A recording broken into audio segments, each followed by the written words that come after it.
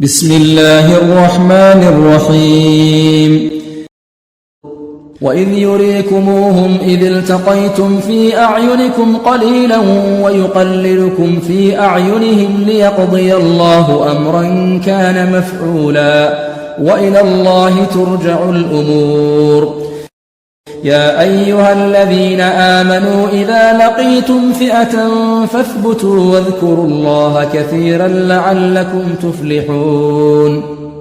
وأطيعوا الله ورسوله ولا تنازعوا فتفشلوا وتذهب ريحكم واصبروا إن الله مع الصابرين. ولا تكونوا كالذين خرجوا من ديارهم بطرا ورئاء الناس ويصدون عن سبيل الله والله بما يعملون محيط.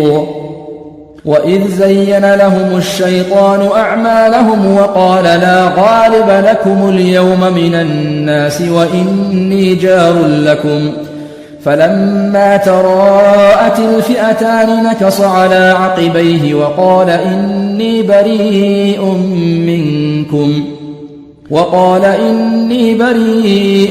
منكم إني أرى ما لا ترون إني أخاف الله والله شديد العقاب. إذ يقول المنافقون والذين في قلوبهم مرض غر هؤلاء دينهم ومن يتوكل على الله فإن الله عزيز حكيم. ولو ترى إذ يتوفى الذين كفروا الملائكة يضربون وجوههم وأدبارهم وذوقوا عذاب الحريق ذلك بما قدمت أيديكم وأن الله ليس بظلام للعبيد. كدأب آل فرعون والذين من قبلهم كفروا بآيات الله فأخذهم الله بذنوبهم إن الله قوي شديد العقاب.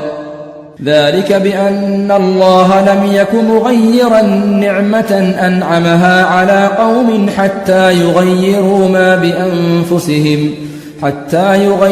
ما بأنفسهم وأن الله سميع عليم.